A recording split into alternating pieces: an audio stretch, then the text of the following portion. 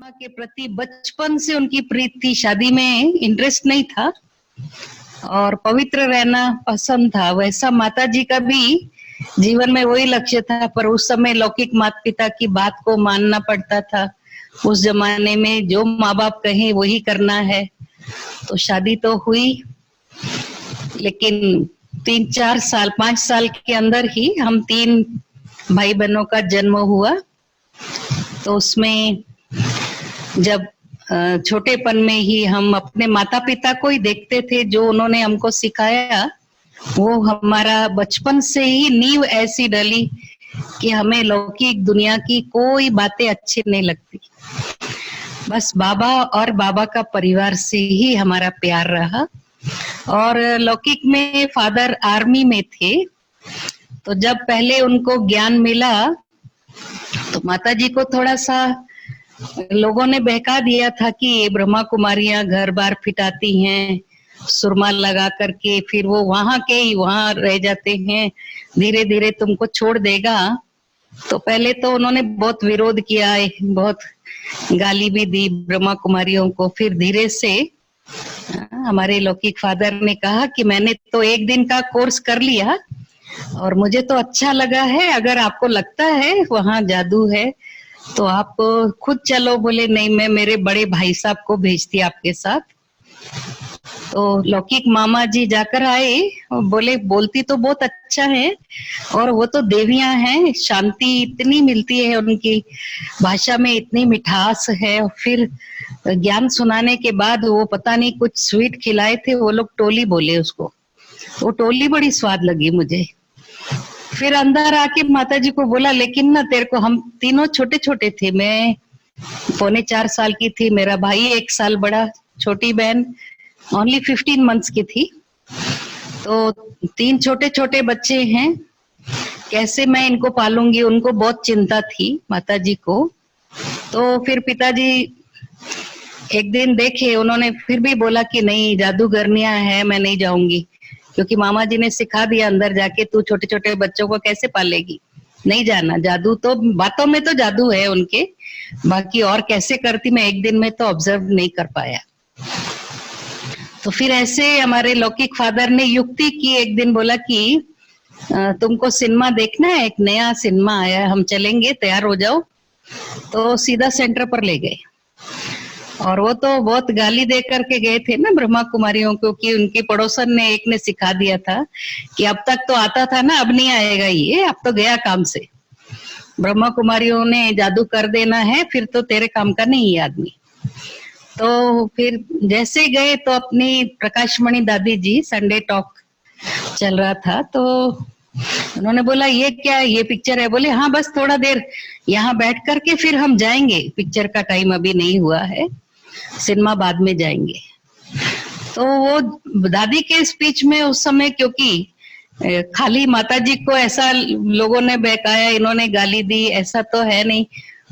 दादी ने बताया भगवान जब आता है उसको भी, उसके बच्चों को भी गाली देते हैं। तो ये सब जो रूमर्स हैं घर पिटाने की, तो ये दादी सारा एक्सप्लेन कर रहे थे कि कौन सा काजल है। तो ज्ञान अंजन सतगुरु दिया, अज्ञान अंधेर विनाश। तो भगवान जब ज्ञान देते हैं, जिसका अज्ञान खत्म हो जाता है उसके जीवन में जो परिवर्तन आता है लोगों को, वो जादू लगता है। तो फिर माता जी को लगा ये पक्की जादूगरनी है, क्योंकि जो मैं बोली वो इनकी बातों में कैसे आ रहा है, ये जादूगरनियां हैं। उनको ये नहीं मालूम था ना कि ये तो दुनिया में सब लोग बोलते हैं। तो फिर बाद में दादी ने शिव बाबा का ऐसा एक चित्र दिखा करके, उस समय तो ऐसा लाइट वगैरह कुछ नहीं था, तो उसको दिखाकर बोला अभी सब शिव बाबा को याद करो। तो उन्होंने सोचा मैं तो सिख धर्म से हूँ, मैं इनका शिव वगैरह, मैं हिंदू थोड़ी हूँ जो शिव को याद करूं, क्योंकि सामने लक्ष्मी नारायण त्रिमूर्ति ये सब चित्र भी लगे हुए थे, झाड़ का, गोले का। तो बोले मैं तो गुरु नानक को याद करती, मन में ऐसा सोच के बैठ गए और ध्यान में चले गए। तो बाबा ने उनको, जैसे बाबा बोलते ना जो मेरे भक्त हैं वो भले अपने इष्ट को याद करे, लेकिन मैं उनके द्वारा अपना साक्षात्कार करा देता हूँ।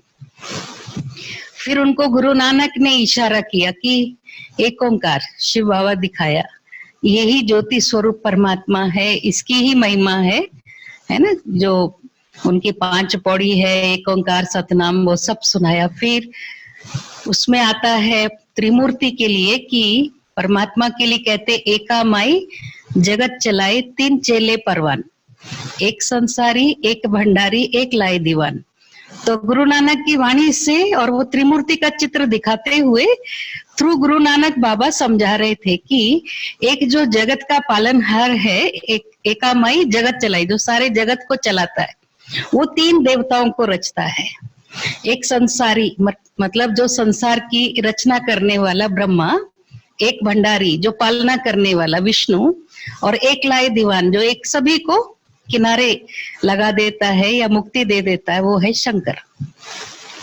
तो उनको लगा ये तो बड़ा अच्छा ज्ञान है, मुझे गुरु नानक देव जी खुद समझा रहे हैं।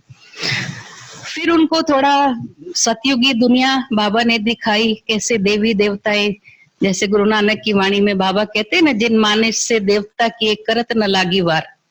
तो भगवान आया है मनुष्यों को देवता बनाने। तो फिर वो लक्ष्मी नारायण का चित्र आदि देखा, तो हम लोग तीनों बच्चे रो रहे थे, क्योंकि ये तो आंख बंद करके उतर ही नहीं रहे थे, सब लोग चले भी गए। तो हमारे लौकिक फादर बोले ये तो जादू जादू बोल रही थी, इसको तो लग गया जादू, ये तो अभी उतर ही नहीं रही है, पता नहीं कहाँ चली गई, खो गई है योग में। उन्होंने उनको हिलाया, क्योंकि हम रो रहे थे, घर चलना है, घर चलना है। तो माताजी ने कहा कि तुमने मुझे क्यों अशांति की दुनिया में बुलाया, मैं इतना सुख शांति का अनुभव कर रही थी। तो बोले अभी बच्चे रो रहे, घर चलना है। तो उनको बहुत अच्छा लगा। फिर जैसे घर पहुंचे तो फिर वो पड़ोसन मिली, तो उन्होंने बोला तुमने मुझे झूठ बोला था जादू करते, मुझे तो वहां बहुत शांति मिली, इतना आनंद आया, मुझे भगवान का साक्षात्कार कभी नहीं हुआ, इतनी भक्ति की, वहां तो जाते ही हो गया। बोले यही तो जादू है, देखा कर दिया ना तेरे को। तो फिर उनको संशय आ गया। तो नेक्स्ट डे बोले मैं नहीं आऊंगी, मेरे को जादू किया उन्होंने, मेरे को कैसे साक्षात्कार हुआ, तुमको नहीं हुआ, मेरे को क्यों हुआ, जरूर तुमने बोला होगा इसको जादू लगाओ। बोले जा, अभी तेरी किस्मत ऐसी है, मैं तो जा रहा हूँ। तो फिर क्योंकि उनको एक बात का दुख था कि मेरा जो मेरे से बड़ा भाई है, उसको छोटी आयु में 3 साल की उम्र में ही आंख में ट्यूमर हुआ था, और 3 टाइम ऑपरेट करने के बाद एक आंख उसकी चली गई। तो और कोई दुख नहीं था, क्योंकि लौकिक नानी और दादाजी जो है, क्योंकि मेरे फादर ही खाली जॉब वाले थे, बाकी सब बिजनेसमैन थे। लौकिक में नानी के पास भी मामा वगैरह, और सभी फादर के जितने भी भाई थे सब बिजनेसमैन थे। तो उनको पैसे की तो कोई कमी नहीं थी। हाँ, लेकिन फिर उन्होंने सोचा अभी क्या करेंगे। तो फिर ये माताजी ने सिखाया, तो फिर हमारी माताजी को अशांति यही थी, मेरा बेटे की एक आंख चली गई, मेरे लिए तो जहान चला गया। और वो बचपन में अज्ञानी लोग तो क्या सोचते हैं, मेरे को बहू नहीं मिलेगी, है ना। तो ऐसे ऐसे करके ये सोचे चलो जादू ही सही। जैसे कल योग में बैठी थी घर में, फिर पिताजी तो चले गए ड्यूटी से, सीधा वहां चले गए, और फिर बैठ गए योग में। फिर बाबा ने उनकी तार खींची और कहा बच्ची, मैं तेरे लिए तो आया हूँ इस संसार में, तेरा दुख अशांति मिटाने के लिए। तुम क्यों भ्रमित हो रही हो, किसी की आवाज मत सुनो, मेरी आवाज सुनो। ऐसा फिर उन्होंने सोचा। अभी जैसे ही वहां से क्लास से आते थे, फिर दरवाजा बंद कर लेते थे। तो ऐसे धीरे धीरे एक दिन दादी जी ने अनाउंस किया आज बाबा आने वाले हैं, तो कुछ भाई लोग जाना स्टेशन पे। बाबा मना करते थे ज्यादा भीड़ नहीं करना। एक्चुअली तो बाबा अपने को छुपा के रखना चाहते थे, लेकिन बच्चों को एक युक्ति ये बोलते थे कि ज्यादा लोग आएंगे और उनको पता चलेगा ये ब्रह्मा कुमारियों का गुरु है, तो मार भी सकते, इसलिए 2-3 लोग ही आओ, ऐसा धूमधाम नहीं, कोई ज्यादा फूल वूल कुछ नहीं लेके आना। तो ये तो बाबा की निरहंकारिता कहें, सिंप्लिसिटी। तो हमारे लौकिक फादर ने कहा दादी मैं भी उस समय स्टेशन पर रिसीव कर सकता, मैं दूर खड़ा रहूंगा, और मैं क्योंकि ड्यूटी पर जाना है ना, तो मैं यूनिफॉर्म में ही आऊंगा। तो दादी ने कहा भले जाइए। तो वो डिस्टेंस से खड़े थे, क्योंकि उनको पता था कि ये परमात्मा का रथ है, हम तो अभी इतने पवित्र और योग्य नहीं है, नए हैं ना, तो हम उनको छू नहीं सकते, तो दूर खड़े थे।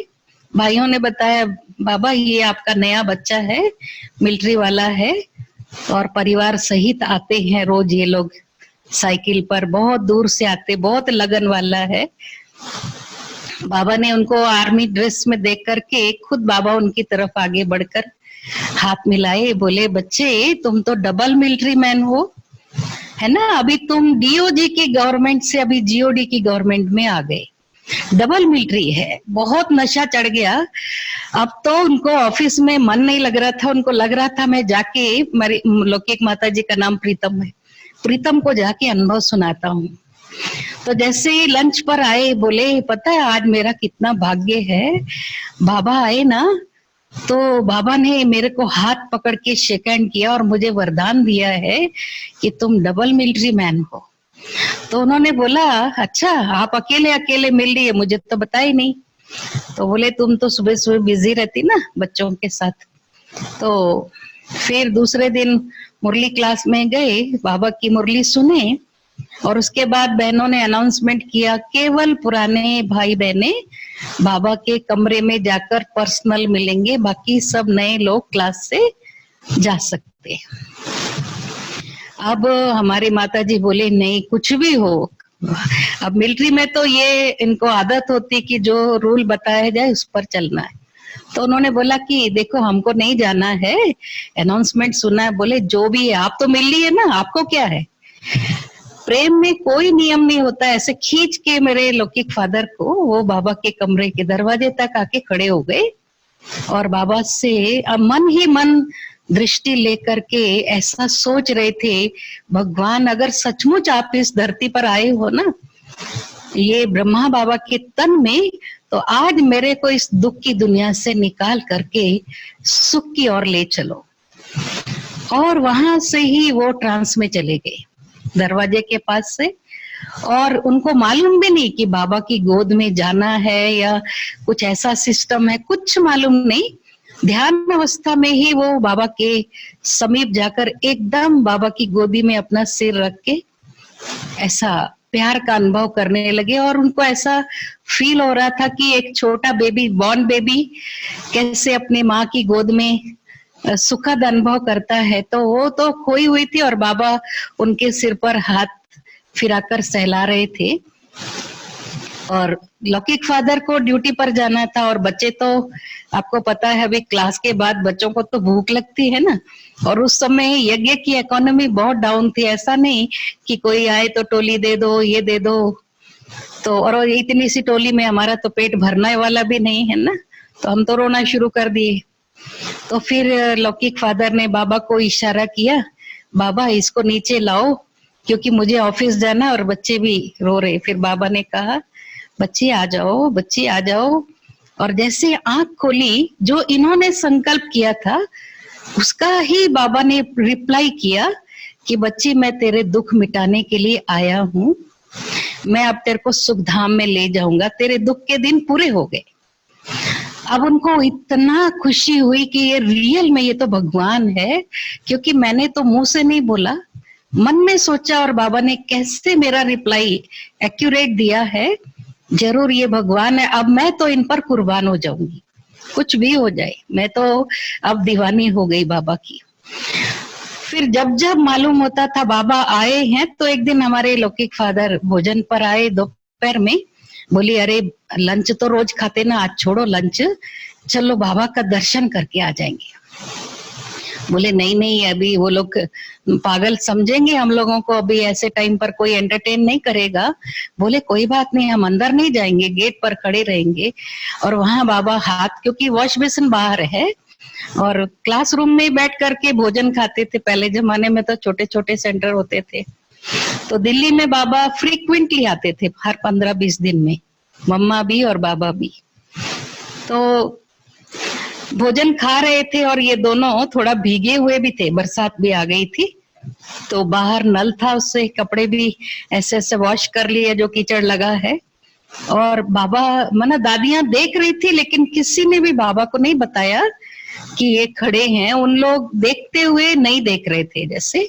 तो लौकिक फादर बोले अच्छा लगता है, देखो वो लोग देख कर भी अनजान क्यों बन रहे, क्योंकि पागलपन है ना ये दोपहर में आना। सिस्टम थोड़ी है, कोई नियम थोड़ी है, ऐसे तू जब जब बोले चल पड़ती है।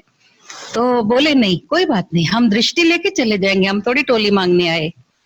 तो बाबा जैसे ही बाहर आए वॉश बेसिन के पास और बोला आओ बच्चे, कैसे भीगे हुए, आओ आओ नजदीक आओ। और जैसे नजदीक आए, सब दादियां भी खड़ी थी पास में बाबा के। बाबा ने कहा प्रकाश मणि दादी को, बच्ची ये जो है ना ये युगल, ये योगी जोड़ा है, भोगी जोड़ा नहीं है। क्योंकि पहले दिन से ही जैसे हमारे लौकिक फादर को पता चला कि ये नियम है प्याज का, जैसे दादी कोर्स करा रही थी, तो हम लोगों को आदत नहीं है, तो कोई खा के आता तुरंत बास आ जाती है। पता नहीं आज प्याज की बास कहाँ से आ रही, तो उन्होंने कुछ बोला नहीं, घर में आकर सारे प्याज नाले में फेंक दिए।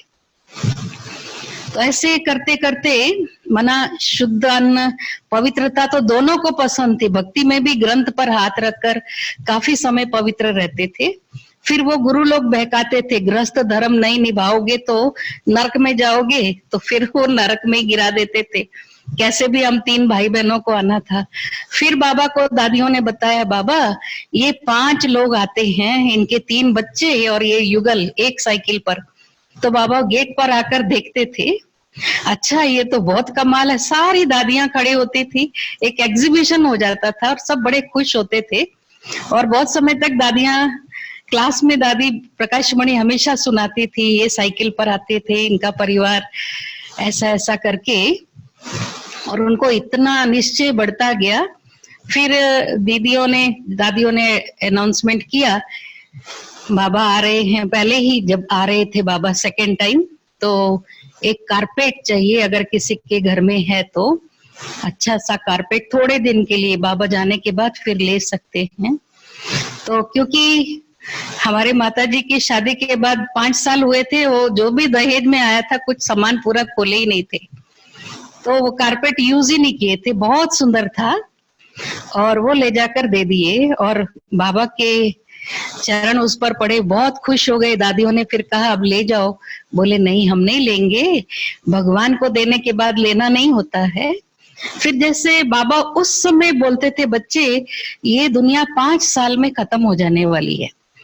तो हमारे लौकिक फादर को लगता था कि मुझे तो ब्रह्मा बाबा को फॉलो करना है, कुछ भी हो जाए। हालांकि बाबा बोलते थे बैलेंस से चलो बच्चे, क्योंकि वो अपनी पूरी तनख्वाह भी दे देते थे, क्योंकि खाने पीने का और बाकी पैसा जो है लौकिक नानी और दादाजी भेजते थे, तो तनख्वाह पूरी बाबा को देनी, क्योंकि ये तो मैं सिनेमा के लिए यूज करता था।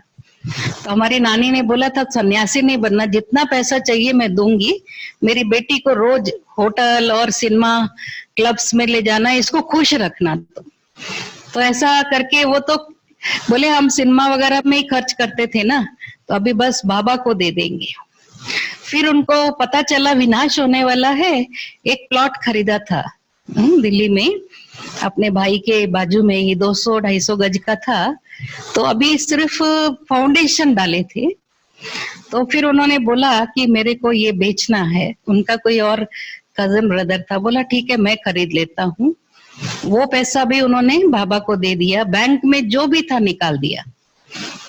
फिर माताजी एक दिन पूरा ज्वेलरी लेकर के गए, क्योंकि शादी के बाद दूसरा और एक बार नया सेट पूरा उसको दोबारा बनवाए थे। और जैसे ही उनको जो क्लास करा रही थी, एक दूसरी थी लीला दादी, अभी शरीर छोड़ दिए, उसने बोला, बड़ी दादी नहीं बोलती थी डायरेक्ट कि देखो विनाश होने वाला है, तुम ये जेवर अभी नहीं दान करेगी बाबा को। पहले तो थोड़ा संशय आया, क्योंकि लोगों ने उनको बोला था सोना वोना सब उतरवा लेती हैं। थोड़ा सा संशय आया तो लौकिक फादर बोले नहीं नहीं ऐसी बात नहीं है, ये लोग पहनते हैं कि ये थोड़ी उसके लिए, बाबा के यज्ञ में देने से बहुत हमको सतयुग में मिलेगा, दे दे ये। तो उन्होंने पूरा दे दिया। उसके बाद तो क्या हुआ कि लौकिक में अभी वो कोई शादी में जाना था, तो नानी को पता चल गया कि इसने सारा जेवर आदि सब दे दिया और बहुत सिंपल रहने लगे। तो उनको बहुत गुस्सा आया।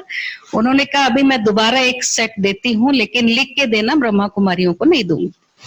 उन्होंने बोला मैंने दिया नहीं है, मेरा तो बैंक में पड़ा है, मैंने दिया ही नहीं है। तो मम्मा बाबा उस समय लेते नहीं थे जल्दी से, क्योंकि बाबा ने कहा नहीं बच्चे अभी बिल्कुल नए हो, और मम्मा ने भी कहा देखो बहुत माया आएगी, आप ऐसे मत सोचो आसान है, इसलिए आप ये रखो अपने पास। फिर बहुत बोल बोल कर दीदी को दिया कि हमको रखना ही नहीं है, चोर ले जाएंगे, इससे अच्छा हम क्यों ना बाबा के यज्ञ में सफल करें।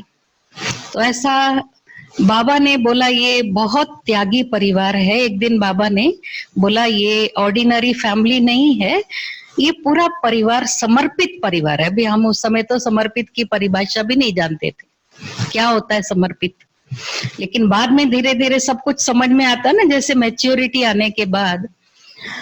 फिर उस समय बिल्कुल नए थे, शायद 2-3 मास के बाद हमारे लौकिक फादर को युद्ध में जाना था।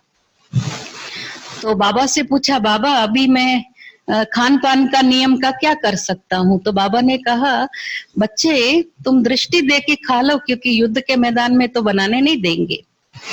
तो बोले नहीं बाबा आप खुद तो नहीं खाते हो, है ना, तो मेरे में आपसे ज्यादा पावर थोड़ी है, मैं तो नहीं खाऊंगा, आप मुझे मदद करना, मैं हिम्मत रखता हूँ, मैं लेकर जाता हूँ अपने साथ तैयारी करके अनाज आदि। तो कुकर भी ले जाता हूँ। वो कुकर भी उस टाइम अलग टाइप का था, एक टिफिन कैरियर जैसा, और नीचे एक सिगड़ी होती थी, फिर स्टीम से वो भोजन माना दाल चावल सब्जी पक जाती थी। फिर रोटी के लिए एक तवा भी था। तो ग्रेन्स भी थोड़ा थोड़ा ले गए थे साथ में।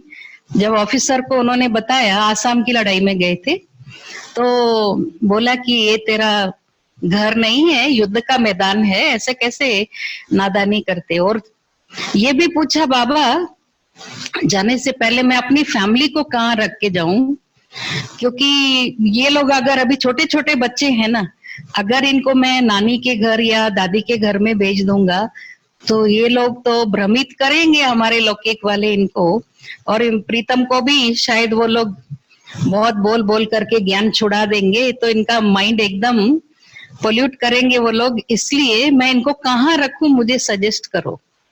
तो मुझे अभी भी हमको वंडर लगता है, आज दिन तक हमने नहीं देखा कि कोई भी ब्रह्मा कुमारी छोटे छोटे बच्चों को अलाउ करे, और वो भी ब्रह्मा बाबा के समय पर। तो बाबा ने ऑलराउंडर दादी को बोला देखो ऑलराउंडर, ये प्रीतम को ऊपर का एक कमरा दे दो, ये 3 बच्चों के साथ रजौरी गार्डन में, दिल्ली से हमको ज्ञान मिला था, ये ऊपर रहेंगे। अब देखो आप बच्चे शोर भी मचाते हैं, रोना धोना भी होता है, लड़ाई झगड़ा भी होता है, लेकिन सब हमको इतना प्यार से रखा बाबा ने। लेकिन जाते समय बाबा ने हमारी लौकिक माता जी को, प्रीतम बहन को हाथ पकड़ के बोला बच्ची, हो सकता है बच्चे को गोली भी लग जाए, तुम बच्चों सहित मेरी हो, समर्पित हो। तो थोड़ा डर भी गए, भाई भगवान ने बोला है। तो जैसे ही गए तो वहां उनको क्या है, खाना पीने का बहुत डिफिकल्टी आई, 21 दिन तक उन्होंने खाया नहीं। ऑफिसर हर एक से पूछता रहा, और बहुत दुबले होते जा रहे थे, उनको डर भी लग रहा था मर गया तो कहीं पाप ना लगे। और सुबह सुबह 3 बजे योग में बैठ जाते थे और फिर कोर्स भी कराते थे।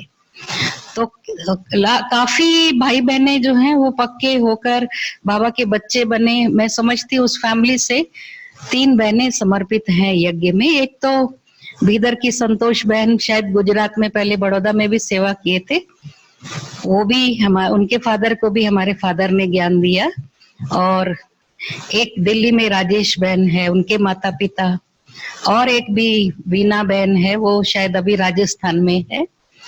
तो इस प्रकार से ऑफिसर ने फिर आकर के एक दिन माफी मांगी, मनिंदर सिंह तेरा जो भी गुरु है, पता नहीं कौन सा गुरु है, तुम इतना दृढ़ है मैंने आज तक नहीं देखा, तो तुम ऐसा करो अभी ये ज्ञान और किसी को नहीं देना, तुम तो पका के खा लो, फिर दोबारा युद्ध में ना आओ, उसके लिए कुछ उपाय सोचो। तो उसमें क्या है, कोई ऑर्गन डैमेज करना होता है। और दूसरी बात जो बाबा ने कहा था, तो वहां से एक सरदार को गोली लगी और फिर किसी ने हमारी माता जी को टेलीग्राम दे दिया कि मनिंदर सिंह की डेथ हो गई। अब वो तो बहुत रो रही थी। और 12-13 घंटे के बाद हमारे फादर उनको दिखाई दिए। तो बोला, अरे यार तू जिंदा है? बोला, वो एक सरदार दूसरा था, मैंने सोचा तू मर गया, तेरी वाइफ को मैंने टेलीग्राम दे दिया। तो बोला, अभी वो तो मर जाएगी रो रो के, 3 छोटे बच्चे हैं और वो भी सेंटर पर छोड़ के आया हूँ। तो फिर उन्होंने टेलीग्राम दिया सेंटर पर कि मैं सेफ हूँ और मैं आ जाऊंगा। आने के बाद फिर दोबारा भी युद्ध में शायद जाना पड़ा था, तब ये परीक्षा आई। और फिर जलंधर में थे उस टाइम हम। तो लौकिक फादर ने क्या किया, कान को पंक्चर किया, सुई से पर्दा फाड़ दिया और ब्लीडिंग होने के बाद हॉस्पिटलाइज्ड हुए और उनको सर्टिफिकेट दिया, अनफिट है ये, अभी ये युद्ध में नहीं जा सकता, क्योंकि एक कान से उनको सुनाई नहीं देता था। केवल बाबा के नियमों को पालन करने के लिए उन्होंने ये अपने ऑर्गन को डैमेज किया। बाबा उनकी एक एक बात को नोट करता था कि इस बच्चे को कितनी लगन है। और इतना दोनों टाइम सेंटर पर जाते थे साइकिल पर। फिर जलंधर में भी आए तो सेंटर नहीं था और वो ट्रांसफर वहीं लेते थे जहां सेंटर नहीं है। फिर बाबा से डिमांड करके बहनों को बुलवा लेते थे। तो ऐसे जलंधर के पास ही गांव था हमारा, तो हमको दूध दही घी सब 15 मिनट का रास्ता था। तो आधा नीचे देते थे, आधा ऊपर लेते थे। फिर वो क्या हुआ मालूम, उनको पड़ गया कि ये लोग पूरा तो नहीं यूज करते, आधा ब्रह्मा कुमारियों को देते, तो बंद कर दिया। और इनका युद्ध के समय पर 1-2 बार जो है, एक बार तो वहां उनका पे चोरी हो गई, दूसरी बार भी चोरी हो गया। अब ऊपर हम ऊपर रहते थे, नीचे सेंटर था। तो उनको जब भी बहनों को जरूरत होती थी, प्रीतम बहन से सेवा लेना होता था, कपड़े धुलाई करना या खाना बनाना, या कोई ऐसा वैसा व्यक्ति आ जाए तो सोचते थे ये माता ये सुनाए तो अच्छा है। तो एक गीत बजाते थे, प्रीतम आन मिलो। उस टाइम माइक्स नहीं होते थे सेंटरों पे, तो वो गीत सुन के नीचे उतर के आ जाते थे। फिर माता जी ने लिस्ट दी, क्योंकि आपके 2 बार तनख्वाह नहीं मिली, बच्चों का सब कपड़े भी फेड हो गए, नए सिलाने, और घर का सामान भी अभी बाहर गांव से तो नहीं आ रहा है, तो अभी कुछ चीजें भी लानी है। उन्होंने लिस्ट दी, नीचे उतरे तो अभी नई नई बहनें आई थी, तब भी राज दीदी वगैरह अभी चरी छोड़ दिए, शुक्ला दीदी, ये सब बहनें वहां रहती थी। तो उन्होंने फिर अपनी लिस्ट दी, भाई जी अभी हम नए नए आए हैं तो हमको पलंग चाहिए, गद्दा चाहिए, बर्तन चाहिए। तो लौकिक फादर उनकी लिस्ट का पूरा करके आए, तो हमारा तो कुछ भी नहीं आया, तो ऊपर खाली हाथ आए। तो पूछे क्या हुआ, सामान लाई नहीं? बोले मैं तो सच्चा सौदा करके आ गया आज। बोले क्या सच्चा सौदा? फिर घुमा के आए। बोले नहीं नहीं, दीदी लोगों के पास कुछ नहीं था, उनको देकर आया, फिर हम नेक्स्ट मंथ ले लेंगे। तो दीदियों को पता चला, तो इन्होंने बाबा को, साकार बाबा को पत्र लिखा, बाबा हमको पता नहीं था प्रीतम बहन और मनिंदर सिंह भाई के बच्चों के लिए कपड़े भी नहीं है और ये लोगों के पास सामान नहीं है, पर बाबा के घर का इन्होंने पूरा ध्यान रख करके सामान लाया है। तो फिर हमारे लौकिक फादर को बाबा ने बोला आप मधुबन में आओ, और हम लोगों के लिए बाबा ने कहा आज के बाद आप कपड़े नहीं खरीदना, जब जब चाहिए मेरे पास बहुत सुंदर सुंदर विदेश के फ्रॉक्स आते हैं, तो और कपड़े मैं दूंगा। बाबा ने कहा कुछ भी खरीदना है ना, पंखा भी अगर खरीदना है तो पूछना। तो क्योंकि मिलिट्री से हमको जो भी राशन में, उस समय सेंटरों पर नहीं थी इतना बरकत वगैरह, दिल्ली में थे तभी भी सब मिलिट्री वालों से मिल करके शुगर आटा ये थे। फिर साथ में बाबा ने बोला कि जो भी कॉस्मेटिक्स वगैरह मिलता है ना, तो ये पूरा यज्ञ का तुम खरीद करके भेजो। ये पूरा भेजते थे। और पोता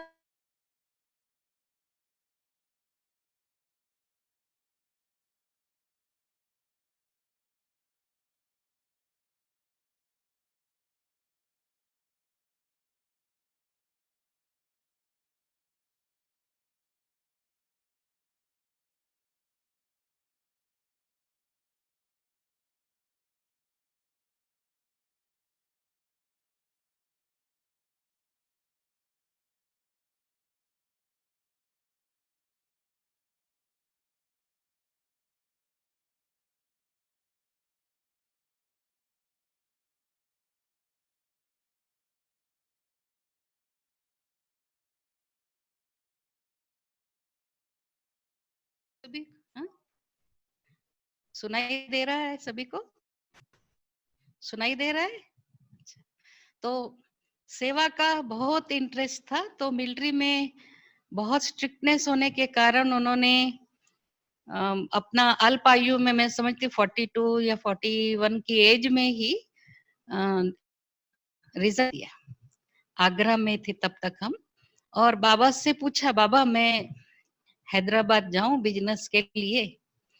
बाबा बहुत खुशी से बोले कि बच्चे, हैदराबाद में रूहानी और जिस्मानी दोनों धंधे अच्छे चलेंगे, जरूर जाओ। बाबा को हैदराबाद बहुत पसंद है।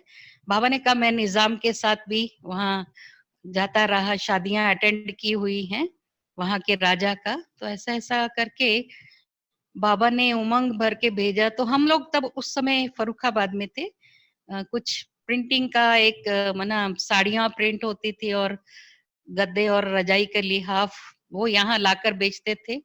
वहां एक बीके के साथ शुरू किए थे। हालांकि बाबा ने कहा भी था ये तेरे को धोखा दे सकता है, और दिया भी, लेकिन फिर जैसा भी ड्रामा अनुसार था उसको भी बाबा ने आगे बढ़ा दिया और यहाँ आ गए। फिर 1 साल के बाद हम लोग भी आ गए यहाँ पर।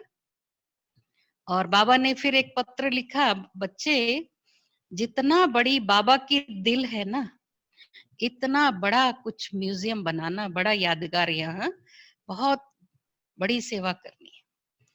और हम लोग तो फिर जानकी दादी की पालना में थे। हैदराबाद में आने के बाद पूना से दादी आती रहती थी, और हमारे घर में गीता पाठशाला थी जब हम हैदराबाद में आए। और ऐसा भाग्य शायद सेंटर वालों को भी नहीं मिलेगा कि दो दो दादियां आती थी। दादी आएगी तो प्रकाश मणि दादी आएगी, जानकी दादी फिर कभी दीदी को लेकर आएगी, कि गुलजार दादी को लेकर आएगी। कभी कभी तो तीनों दादियां आने वाली थी एक बार, पर एक का टिकट कंफर्म नहीं हुआ, पहले आप करके तीनों ही नहीं आए। और उस समय तो मोबाइल वगैरह नहीं थे, फोन मिलाना ट्रंकाल बहुत मुश्किल से मिलता था। गामदेवी में फोन किए, वो लोग बोले प्लेन में, तो वो चले गए हैं एयरपोर्ट पर। अभी हमको तो पता नहीं है, पूरा प्लेन छान डाले अंदर जाके भी हैदराबाद में। वो बोले देख लो आप पूरी फ्लाइट में, हमको तो कोई दिखा नहीं, 3 बहनें व्हाइट ड्रेस में, आप देख लो प्लेन में। पहले तो छोड़ देते थे। फिर बाद में जब वो गामदेवी में पहुंचे तो पता चला कि वो वापिस आ गए। तो माना वो दिन भी कितने प्यारे थे, ये दिन भी कितने प्यारे हैं। फिर बाबा जैसे कहे, तो उस समय बचपन में जब हम बाबा के पास, मधुबन में एक ही बार हमको हमारे लौकिक फादर लेके गए, क्योंकि वो हर मर्यादा का पालन करते कि छोटे बच्चों को नहीं लेके जाना है। एक बार बाबा ने कहा बच्चे पूरे परिवार के साथ आओ। मैं समझती 63 या 64 में, तब हम आगरा में थे। उस समय विमला दीदी जो है ना, हम लोगों को एक्शन सॉन्ग डांस वगैरह सिखाती थी। हम रोज बाबा को मम्मा को गीत सुनाकर गोद लेते थे। एक दिन बाबा ने पूछा कौन सिखाता है तुम बच्चों को? तो वो दोनों तो मेरे छोटी बहन और बड़ा भाई तो नहीं बोले। बोला ये भुट्टू हैं दोनों। मैंने बोला हमारी मम्मा, हम मदर को मम्मा बोलते थे, हमारी मम्मा ने सिखाया है। तो बाबा मम्मा की तरफ देखकर बोले, बाबा मम्मा तुम कब सिखाती हो ये तीनों को? तो मैंने कहा ये वाली मम्मा नहीं, मेरी मम्मा वहां बैठी है। तो फिर सब हंस रहे थे, तो मेरे को रोना आ गया कि मैंने बोला तो भी हंस रहे, ये लोग नहीं बोले तो भी हंस रहे थे लोग। फिर बाबा से जब सौगात लेकर के बाहर आ गए, तो लौकिक फादर ने बोला तू हमेशा बोलती मैं ब्रह्मा कुमारी बनूंगी। बचपन से मैं बोलती थी मैं ब्रह्मा कुमारी बनूंगी, और मैं वही खेल खेलती थी। मैं दीदी हूँ, और कोई कागज पढ़ के सुनाती थी बच्चों को, मुरली सुनो, है ना, प्याज नहीं खाना नहीं तो बाबा आपकी आंख निकाल देगा, जीभ काट देगा। ऐसे डरा डरा के बच्चों को भी अन्न की शुद्धि करा दी। तो रोज माना क्लास कराना यही मेरा नियम था, और फिर सबको घर में जो भी चीजें ड्राई फ्रूट मिला वो टोली खिलाना। तो फादर बोले तुमने बाबा को तो बोला नहीं, और आ गई बाहर। मेरे को शर्म बहुत आती थी, मैंने बोला नहीं आप ही बोलो, मैं नहीं बोलूंगी। उन्होंने धक्का मार के बाबा के पास भेजा। तो बाबा ने कहा बच्ची क्या हुआ, गुड नाइट करने आई? बाबा लेट गए थे। मैंने कहा हाँ बाबा गुड नाइट। बाबा एक और बात बोलनी है। बोले क्या बोलना है? मैं तो 7-8 साल की थी। बोला कि मेरे को समर्पण होना है बाबा, आप रखेंगे मुझे? बाबा हंसने लगा, तुम छोटी बेबी हो, अभी थोड़ी समर्पित करेंगे। तुम थोड़ा 10 क्लास पढ़ के ना हिंदी इंग्लिश सिंधी सीख के आना, मैं तेरे को देश विदेश में भेजूंगा। अब मैंने एक लक्ष्य पकड़ लिया, 10 के बाद नहीं पढ़ना है। 10th का एग्जाम दिया और दादी जी आई, जानकी दादी।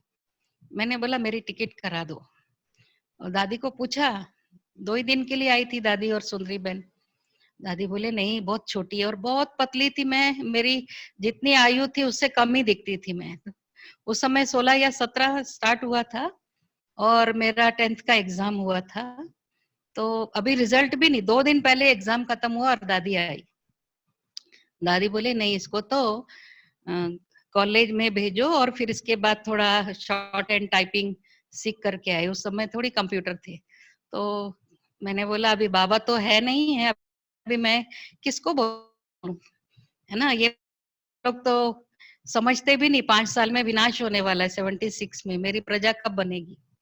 मैं बहुत रोई रात भर। मैंने बोला फिर अपने लौकिक फादर मदर को कि अगर कॉलेज में जाकर मेरी बुद्धि भ्रमित हुई और मैं ब्रह्मा कुमारी नहीं बनी ना, इसका दोष आपके ऊपर आएगा, आपको धर्मराज की सजा मिलेगी। तो फिर उन्होंने दादी को रात को बताया कि ये बहुत रो रही है, खाना भी नहीं खाई और रोती रही, सोई भी नहीं है।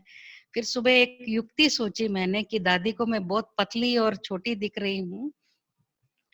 मेरे पास एक अवरगंडी की साड़ी थी और फुल स्लीव का ब्लाउज था, मैं कभी कभी वो पहन के ज्ञान सुनाती थी, नशा रहता था, मैं समर्पित हो गई, ब्रह्मा कुमारी हूँ मैं।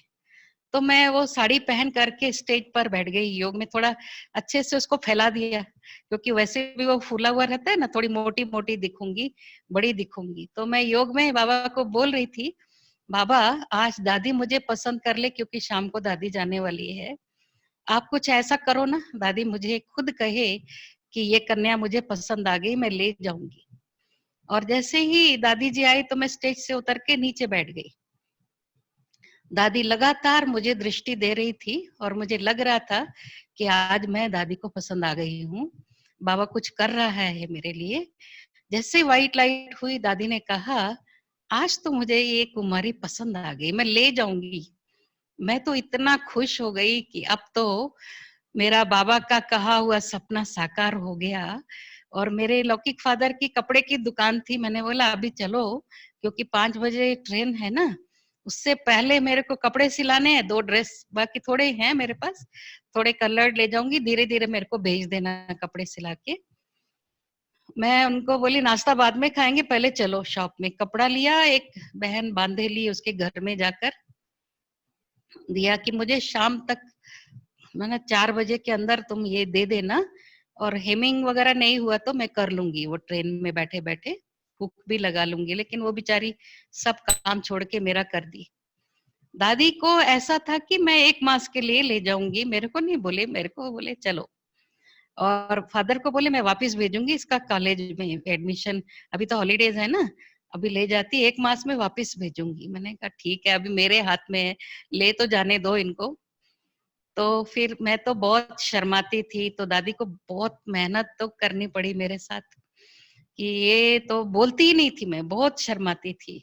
खाने पीने में भी मेरे बहुत नखरे थे, पर दादी ये बोलती थी बाबा बहुत प्यार से खाता था, ये चीज खाता था, ऐसा ना माना नास्तिक, हाँ माना आस्तिक, ऐसे ऐसे करके सब कुछ दादी ने सिखाया। भाषण तो मैं बोलती थी भाषण कर दूंगी, जितने मांझने के लिए बोलेंगे भाषण नहीं करूंगी।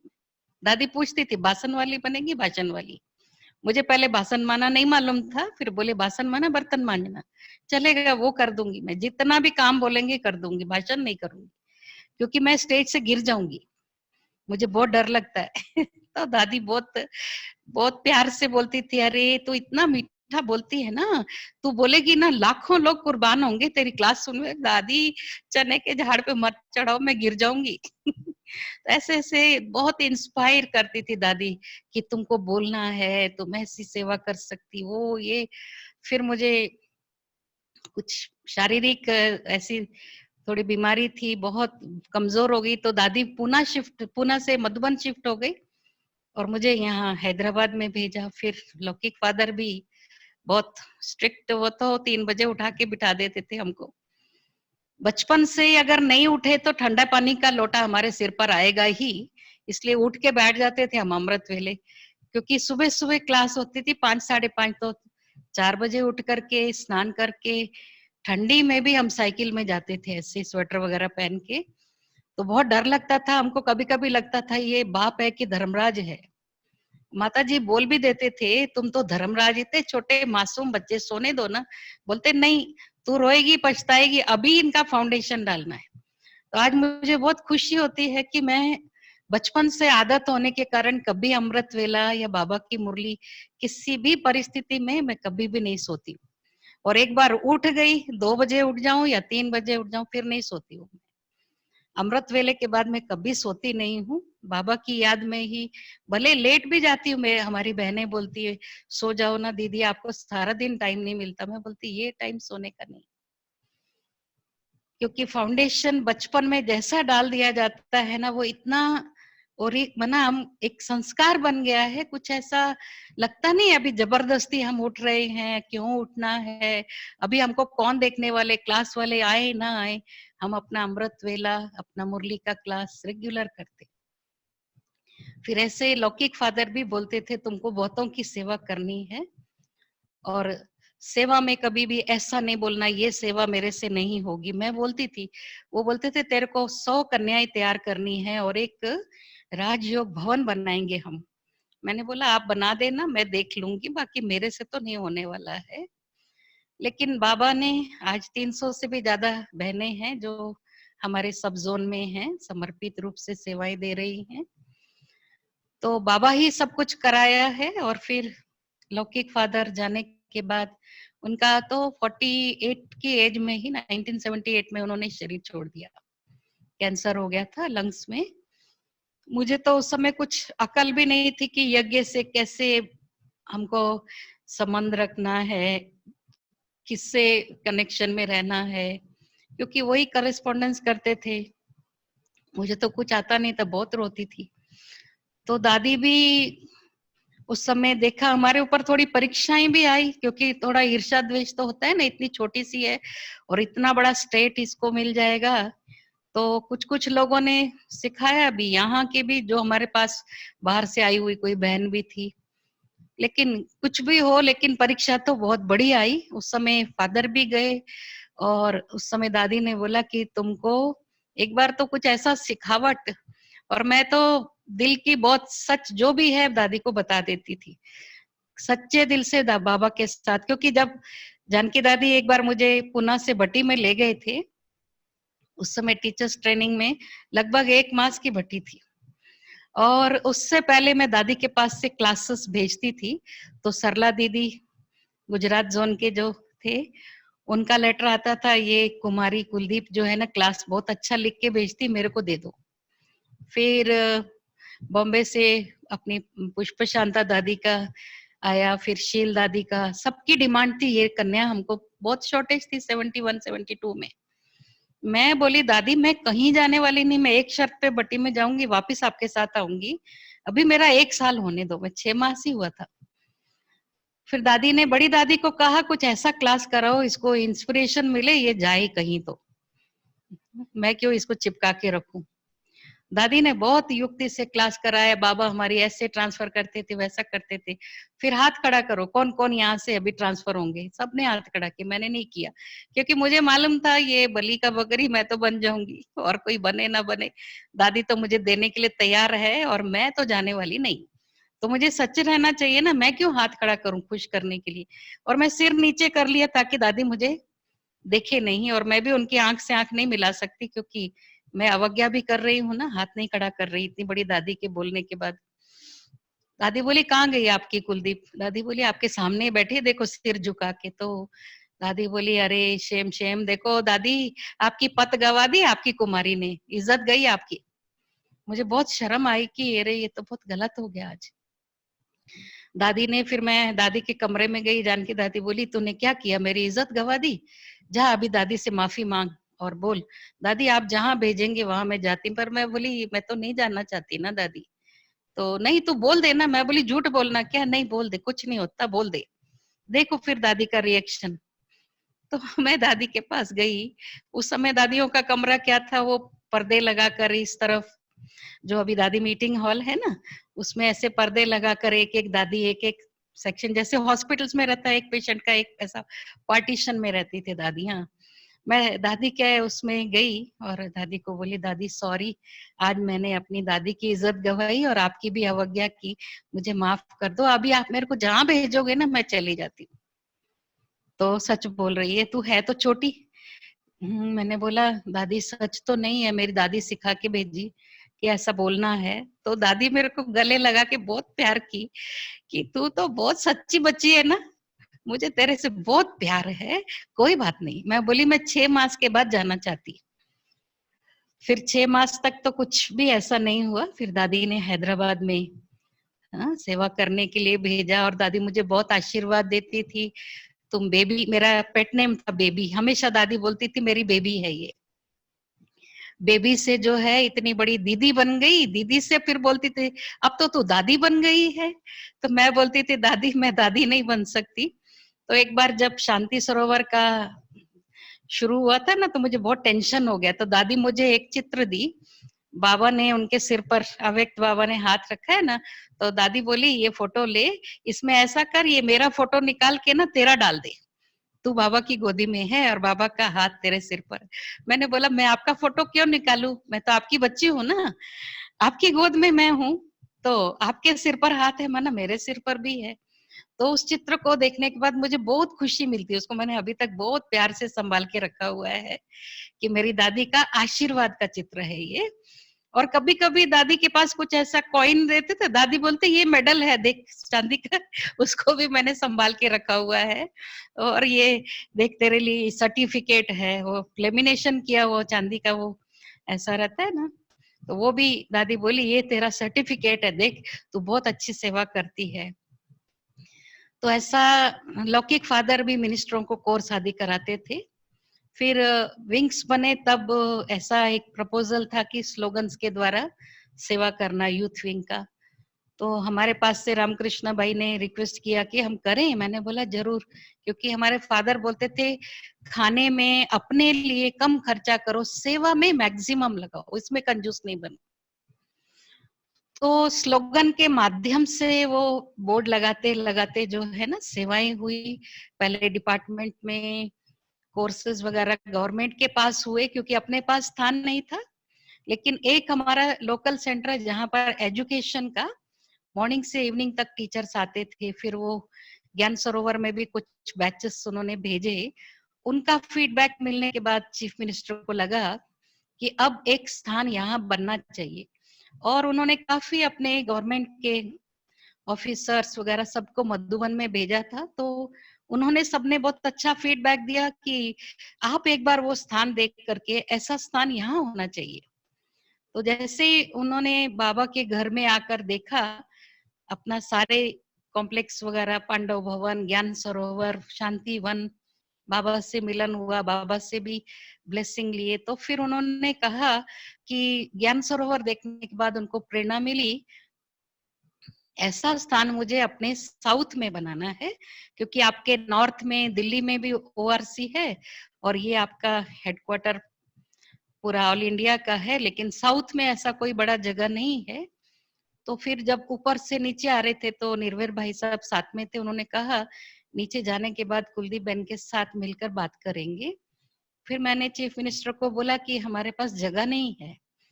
तो फिर उनके जाने के बाद दादी ने बोला अभी मीटिंग करके निश्चित करो कि जगह लेनी है। तो वो बोला मेरे पास आकर आप लेटर लेके आना, मैं दे दूंगा जगह जितनी चाहिए। तो मेरे को पूछे मृत्युंजय भाई कितना लेंगे आप, मैंने बोला मेरे को तो पता नहीं था कि, पहली बात मैं मेरे को मेजरमेंट का समझ में नहीं आता था, मैंने सोचा 1 एकड़ बहुत बड़ी होती है जमा, मैंने बोला 1 एकड़ चाहिए। बोला 1 एकड़ कितनी होती मालूम नहीं मेरे को, ज्ञान सरोवर कितने एकड़ है मुझे वो भी नहीं मालूम है, बोले 23 एकड़ है। तो मैं बोली नहीं बस हमको 1 एकड़ बस है, क्योंकि मैं नहीं घूम सकती इतना।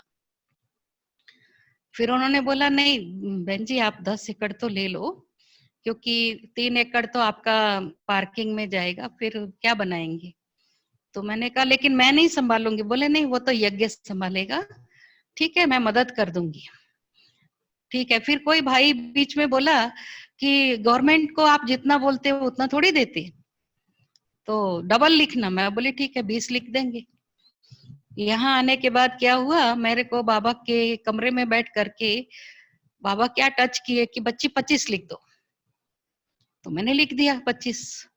अब हमारे भाइयों को भी हंसी आ रही थी, कहाँ 1 एकड़ और कहाँ 25 एकड़।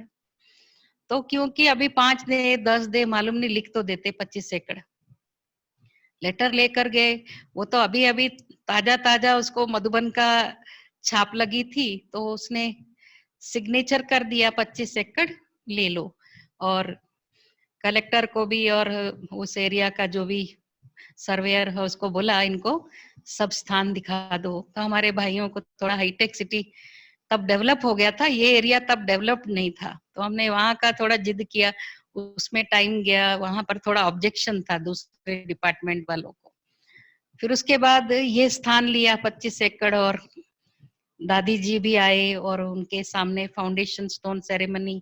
और उसने पहले से पूछा था ज्ञान सरोवर कितने समय में बना, ये कितने समय में बना, ओआरसी तो ये भी 1 साल में बनाना।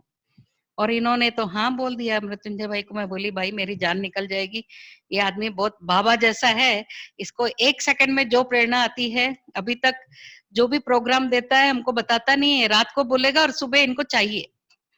तो हमको एवर रेडी रहना पड़ता था सेवा में। तो इसलिए सब डिपार्टमेंट्स की ट्रेनिंग, ये वो जो भी है, ऑर्डर आएगा हमको करना है। तो एक बार तो हमारी बहनें भी कंफ्यूज, क्योंकि छोटी छोटी थी उस समय पर, उन्होंने बोला कि ये पूरे डिपार्टमेंट्स में आकर के आपकी बहनें जो है ना, एक एक बहन को एक एक डिपार्टमेंट में हमारी कैबिनेट मीटिंग में भेजना है, और वहां आकर। तो बोले हम तो कभी गए नहीं है, आप ही करो एक एक डिपार्टमेंट में। बोली मैं अकेली कितना करूंगी। और मुझे भी उस समय थोड़ा बहुत खांसी थी, तो गला बैठा हुआ था। मुझे वुमेन वाले इसमें प्रिंसिपल सेक्रेटरी ने बोला था आपका हमको सुनना है। तो मैं साथ में रामकृष्णा को ले गई, मेरा गला नहीं साथ देगा, तुमको बोलना पड़ेगा, मैं चलती हूँ। तो उन्होंने बोला नहीं, आपका विस्परिंग वॉइस में भी हम सुनेंगे। करा लिया बाबा ने। फिर एक बहन शीला बहन है, वो पावर के इसमें गई थी, वहां थोड़ा झगड़ा चल रहा था, सोलार पावर ये वो। तो उसको लगा कि अभी मैं बोलूंगी, हमको तो सिर्फ सोलार एनर्जी के बारे में, ये तो न्यूक्लियर एनर्जी बोल रहे, मुझे तो अनुभव नहीं है। तो मिनिस्टर ने बोला ब्रह्मा कुमारी बताएगी, ये खड़ी होके मुस्कुराने लगी। तो खुद मिनिस्टर बोला कि ब्रह्मा कुमारी स्माइल से ये बता रही है कि silence power is super power. तो उसने साइलेंस पावर पर भाषण कर दिया, फिर अपना सोलार का प्रोजेक्ट शांतिवन का बता दिया, सब शांत हो गए। तो इस तरह से इतना बाबा ने अपनी बहनों को ट्रेंड किया, जो पूरे आंध्र प्रदेश में बाबा की सेवाओं का सुनामी तूफान आ गया।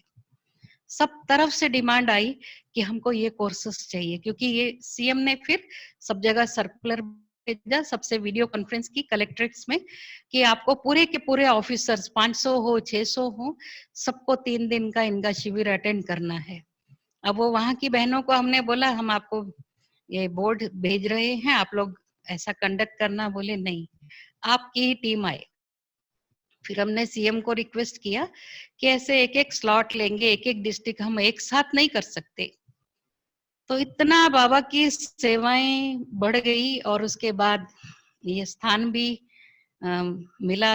मना अभी वो बहुत बड़ी स्टोरी है, पूरा सुनाएंगे तो।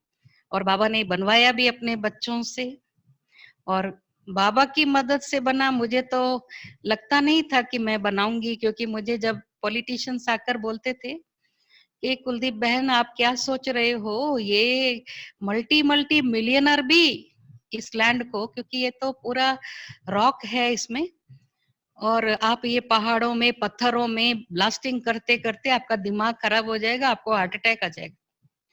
मैं तो रोज योग करती थी और अपने हार्ट पर हाथ रख के बाबा को बोलती थी मेरे दिल को आप संभाल लो, या तो मुझे ऊपर लो और नीचे शांति सरोवर बना के उतार दो, मेरे से तो नहीं बनने वाला, मुझे कुछ भी नहीं आता। क्योंकि वो इंजीनियर मेजरमेंट बताते थे, ये रूम का ये साइज में, मुझे नहीं मालूम। आप ऐसा करो ईंटें लगा के रखो, मैं बताती क्या साइज होना चाहिए स्टेज का। वो बेचारे लिटरली रोज स्टेज का, बाथरूम का, रूम का साइज जो है ना, वो ईंटें रख करके मुझे बुला के बोलते थे। मैं बोली मेरे को नक्शे वक्शे कुछ आते नहीं है, बुद्धू समझो कुछ भी समझो। और मैं रोज बाबा को योग में बोलती थी, बाबा मैं बुद्धू हूँ, मुझे नहीं आता है, आप अगर बुद्धिमानों की बुद्धि हो तो कुछ बुद्धि दे दो, मैं इंस्ट्रूमेंट हूँ, आप मेरे को यूज करना है जैसा यूज कर लो, मुझे कुछ भी नहीं आता है। आपने गलती से मुझे यहाँ बिठा दिया, कोई अच्छी बहन बड़ी सीनियर है ना, ऑल इंडिया में इतनी अच्छी अच्छी दीदियां हैं, दादियां हैं, किसी दादी को बिठाना था या किसी दीदी को, मैं इतना बड़ा स्थान संभालने के योग्य नहीं। लेकिन बाबा ने मेरा नाक कान पकड़ के भी मेरे से निमित्त बना करके कराया ही, है ना।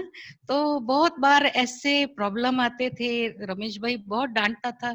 मैं दादी को एक दिन बोली मैं और किसी से मरूं ना मरूं, लेकिन इनकी डांट से तो मेरे को अटैक आ जाएगा।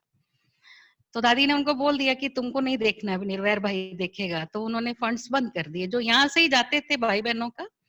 अब बहुत कर्जा हो गया तो मैं बाबा के पास बहुत रोई, बाबा मैंने जीवन में, मेरी लौकिक माँ ने भी कभी कर्जा नहीं रखा, कभी हमने कुछ ऐसी चीज नहीं खरीदी जो कर्जा करना पड़े।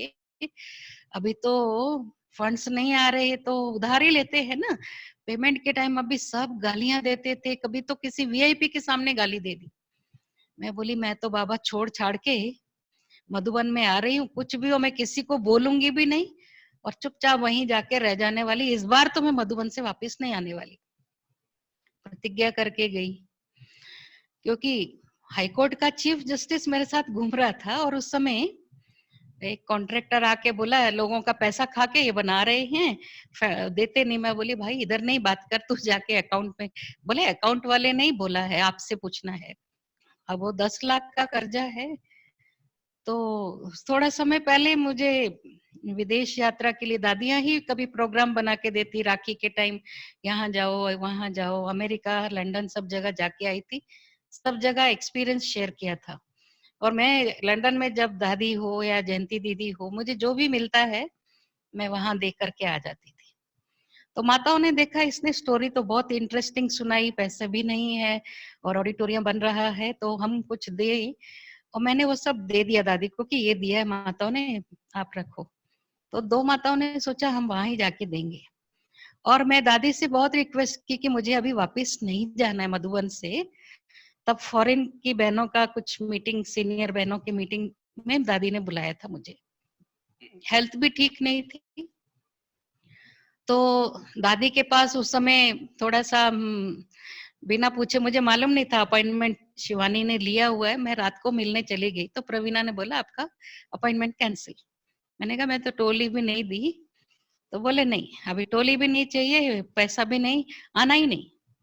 तो मेरा दिल टूट गया, अभी कहाँ जाऊं यहाँ से भी गई, अब मैं वहां पे भी नहीं जाना चाहती हूँ। तो मैंने ऐसे ही संडे के दिन मेरे बाजू में गोपी बहन थी, तो मैंने कहा ये दादी को टोली और अमाउंट दे देना, फिर क्योंकि बाबा मिलन के बाद हम चले जाएंगे। बोले नहीं चलो मैं स्टेज के पीछे आपको मिला देती हूँ।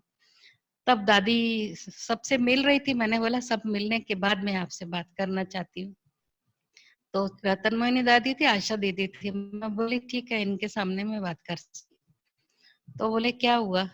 मैंने कहा दादी मुझे शांति सरोवर अभी नहीं जाना है, मुझे आप कोई छोटे से गांव में भेजना जहाँ कुलदीप को कोई नहीं पहचानता हो, मुझे तपस्या करनी है, मुझे सेवा नहीं करनी है, अभी बस हो गया, मेरी कैपेसिटी से ज्यादा मैंने कर दिया है। अब तन में भी शक्ति नहीं है, धन का तो मैंने बोला नहीं, मन में भी नहीं है। नहीं दादी बहुत वरदान दे रही थी, तू इतने से इतनी बड़ी हो गई, मैंने तेरे को इतने वरदानों साला है, बाबा मम्मा ने तेरी पालना की, क्या भूल गई? नहीं वो वाली कुलदीप मर गई है, ये मरी हुई कुलदीप बात कर रही है। तो बहुत समझाया लेकिन मैंने एक ही, मुझे नहीं जाना है। तो बोला निर्वैर भाई बात करेंगे।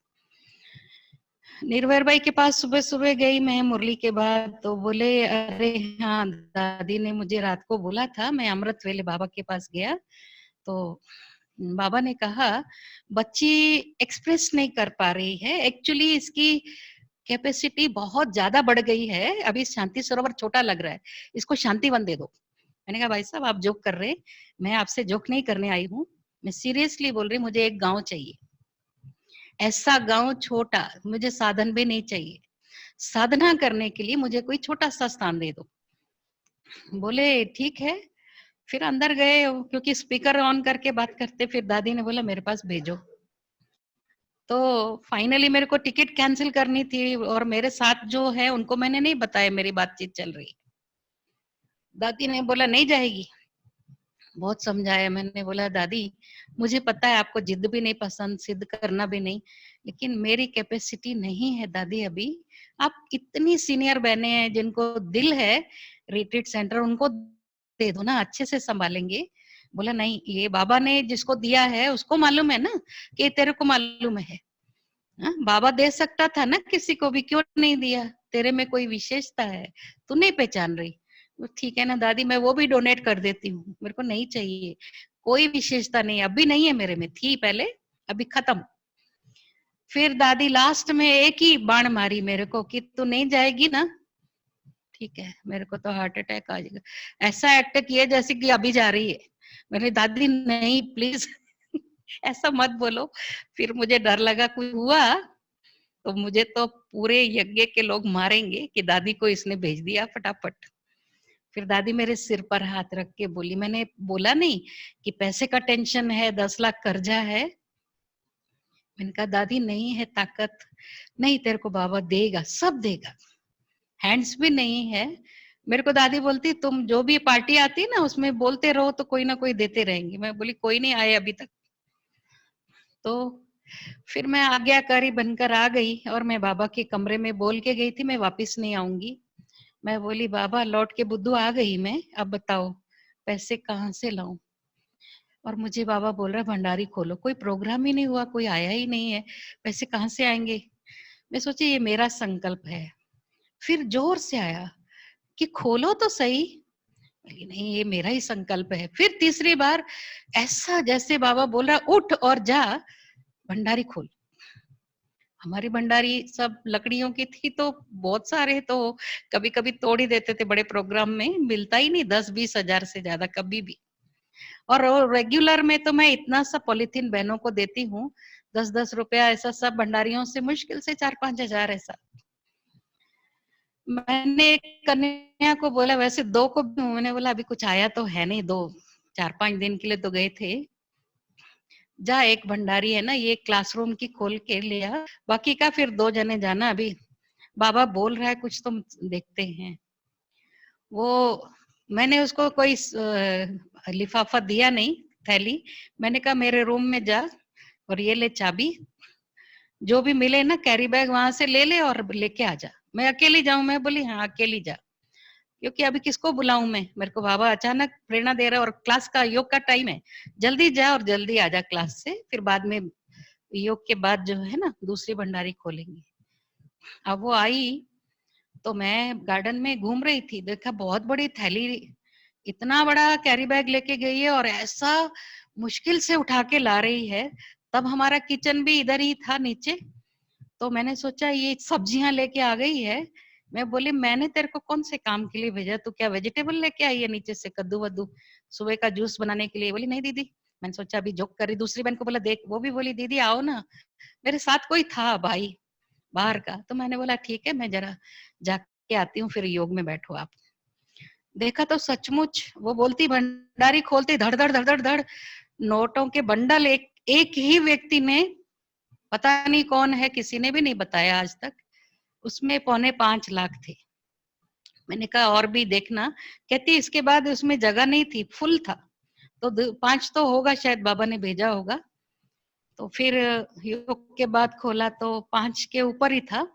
फिर मैं बाबा को थैंक्स बोली, बाबा बाकी का रिमेनिंग अमाउंट, बोले आ गया हुआ है वो भी। 2 माताएं आई हुई थी लंदन की, पर मेरे को टाइम नहीं मिल रहा था उनसे बात करने का। वो बोल रही थी दीदी हम आपको कुछ लाए हैं, देना चाहते। मैं बोली बाद में लूंगी, मेरे को लगा क्या है वो लोग बादाम पिस्ता ये वो लाते हैं ना, और क्या देंगे, 10-20 हजार देते हैं क्या, रखो, मेरे बहुत बिजी हूँ, प्रोग्राम चल रहे। और हम ऑडिटोरियम में योग करते थे, वहां का काम रुक गया तो क्लास के तुरंत बाद आधा घंटा योग करते थे। तो फिर वो माताएं वहीं आकर के थैली पकड़ाई, वो तो इतनी सी थी कैरी बैग, हैवी था, तो मैं सोची बादाम है, मैंने देखा नहीं, मैंने बहनों को बोला मेरी अलमारी में रख दो, फिर मैं बाद में देख लूंगी, मैं तो भूल गई। काफी देर के बाद याद आया, अरे कुछ दिया था, वो देखे तो सही क्या है। तो रिमेनिंग अमाउंट उसमें था 5 लाख। तो इस तरह से बाबा ने मदद की। ऐसे तो बहुत बार बाबा ने, जब बन रहा था तभी भी शुरू में इंजीनियर से एक बार अचानक फोन किए थे, 50,000 चाहिए सुबह सुबह। मैंने बोला अभी तो रात हो गई, मैं इतना समय उधर थी। बोले नहीं अभी तो नहीं हो सकता, बोले फोन करके भाई बहनों से लो। तो मैं बाबा के कमरे में बैठकर बहुत रोई। मेरे से तो होगा नहीं बाबा, क्योंकि मैंने उनको बोला मैं अलमारी में देखती हूँ 3 से 5 तक होगा मेरे पास, ज्यादा नहीं। तो मैंने गिना, एक एक रुपए का कॉइन कॉइन भी गिना। मैंने खाना भी नहीं खाया उस दिन, हालांकि मैं खा के नहीं आई थी, बहनों को झूठ बोल दिया। टेंशन हो गया, अभी मैं कहाँ से लाऊं 50,000। बोले वो लोग इतना जोर से गुस्से से बोले तुम्हारा कभी कोई काम नहीं होगा, क्योंकि तुम कुछ कर ही नहीं सकते। तो मैं बाबा के रूम में वो 5,000 रख के बोली बाबा कुछ मैजिक करो, आप जादूगर हो ना, मैंने कभी नहीं आजमाया, आज आजमाना चाहती हूँ। इसको 50,000 बनाओ तो मैं मानू आप जादूगर हो। और मैं रो रही थी, तभी उनका फोन आया, तो बाबा के सामने आंसू आ रहे थे। तो मैंने बोला अच्छा, कॉर्डलेस था, लेके आई बहने। मैंने बोला सॉरी, मैं ना बाबा के पास ही बैठ करके योग कर रही थी 50,000 के लिए। भाई बहनों को तो मैं फोन नहीं कर सकती, मुझ में आदत नहीं है मांगने की। तो फिर उन्होंने बोला एक गुड न्यूज है, बाबा के चित्र के पीछे, ट्रांसलेट के पीछे, आज बुधवार है ना, हमने सफाई की तो एक कोई गरीब की पोटली मिली है, वो लाएंगे। मैंने वहीं खोल लो ना। नहीं, बोले हम आपके पास लाते हैं। वो पोटली देख के मैंने सोचा इसमें क्या होगा, 10-10 के, गरीब का है, ऐसे न्यूज़पेपर में सुतली वुतली बांध के, ऊपर से पुराना कपड़ा बांधा हुआ है। बेचारा गरीब क्या दिया होगा, ये भी 10-10 के नोट होंगे। जैसे ही खोला उसमें 51,000 थे। तो ये बाबा का जादू भी हमने देखा कि सचमुच बाबा जो कहता है वो रियल है, और वो सिद्ध होता है अगर हम बाबा पर निश्चय रखते। तो निश्चय से बाबा ने ये सब काम कराए। बाकी शांति सरोवर की मैंने अभी शॉर्टकट ही स्टोरी बताई है, क्योंकि नीचे भी मुझे भट्टी वालों से मिलना है, मौन भट्टी चल रही है। आप सबका बहुत धन्यवाद, मुझे सेवा का चांस दिया। फिर कभी अवसर मिलेगा तो आपको और भी डिटेल से सुनाएंगे। और शांति सरोवर बनने के बाद बहुत देश विदेश की और गवर्नमेंट के डिपार्टमेंट्स की और प्राइवेट ऑर्गेनाइजेशंस की, एजुकेशनिस्ट की बहुत अच्छी सेवाएं हुई हैं। और आप सबको भी निमंत्रण है, अगर लॉकडाउन खुल जाए जल्दी तो आप सब जरूर आकर के यहाँ का अनुभव यहाँ ही आकर सुनेंगे तो बहुत अच्छा रहेगा। ओम शांति। जी दीदी जी, आपका ओम बहुत शांति। बहुत धन्यवाद। बस यूं कहेंगे कि आपने तो अनुभव के सागर को गागर में समाया, शिव पिता से सबका तादाद में जुटाया। और दीदी जी, आपको सुन करके हम सभी का मन हर्षाया, हम सभी का मन हर्षाया। सभी बहुत खुश हो रहे हैं आपके इस गहरे अनुभवों को सुन करके। और स्टोरी तो फिर भी आपकी अभी बहुत लंबी है, मैं जानता हूँ, लेकिन समय की सीमा में आपने बहुत अच्छा जितना हो सके कवर किया। और भाई और बहनों, एक और विशेषता दीदी जी की मैं रखना चाहता हूँ, और जब मैं थोड़ी बात करता हूँ परिचय की तो ये जरूर शामिल करना चाहिए सभी को। मैं तो कहता हूँ दीदी जी का एक अलग परिचय है। जो शांतिवन या मधुबन जिसको हम कहे, उसमें भी खास शांतिवन इस वक्त जो परिसर है हमारा, इसमें काफी समर्पित भाई जो कुमार है वो हैदराबाद से दीदी जी के द्वारा पहुंचे हुए हैं। तो ये भी त्याग है। और बड़े बड़े डिपार्टमेंट के वो इंचार्ज है, जैसे साउंड है, वीडियो है, तो वो सारा दीदी जी से ही निकले हुए कुमार है और वो सब संभालते हैं। तो ये त्याग की बात है, क्योंकि वास्तव में तो शांति सरोवर में भी मैंने देखा है बहुत जरूरत है वो मैन पावर की, और वहाँ भी बहुत अच्छी सेवाएं। तो ये बहुत बड़ी सेवाओं के निमित्त शांति सरोवर है, यूं कहेंगे वो लाइट हाउस है। तो मैं चंपा बहन जी से भी और डॉक्टर साहब से अनुरोध करूंगा। चंपा बहन, सुना तो सही आपने पूरा अनुभव, लेकिन अभी धन्यवाद भी अदा करे, खुश हो रहे। देखो कुलदीप दीदी जी, चंपा बहन हमारी आपको सुन सुन के बहुत हाँ, खुश हो खुश रही, हो कब रही। से मुस्कुरा रही है सुनते सुनते। जी जी। हाँ चंपा बहन। तो अभी शांति सरोवर बना, लेकिन जब हैदराबाद में गए तो कुलदीप बेन और प्रीतम माता जी ने बहुत कैसे सेवाएं की है, वो तो आप जब सुनेंगे तो आपको लगेगा कि जो इन्होंने जिगर से सेवा की उसका अभी बाबा ने ये शांति सरोवर बना के दिया है। बराबर ना प्रीतम बेन? कुलदीप बहुत बहन, ही कुलदीप बहन। हाँ प्रीतम बहन नहीं कुलदीप अरे, बहन। प्रीतम बहन कुलदीप बहन। तो माता जी को भी हम मिले हैं और सारे परिवार को भी मिले हैं, और आपकी बायोपिक भी बनी है, वो भी कभी सबको दिखाना मिनस पे। हाँ जी, हाँ जी, जरूर प्रीतम बहन के पिताजी की बायोपिक बनी हुई है, जी। तो ये भी दिखाना कभी कैसे हाँ, वंशी करके। भाई से ले लूंगा लिंक हाँ में, जरूर हाँ, दिखाएंगे। और अच्छी बहुत बहुत अभी टाइम नहीं लेते हैं, बहुत बहुत आपका आप शुक्रिया है सबका भी और बहुत आपको बहुत बहुत धन्यवाद। बहुत धन्यवाद है।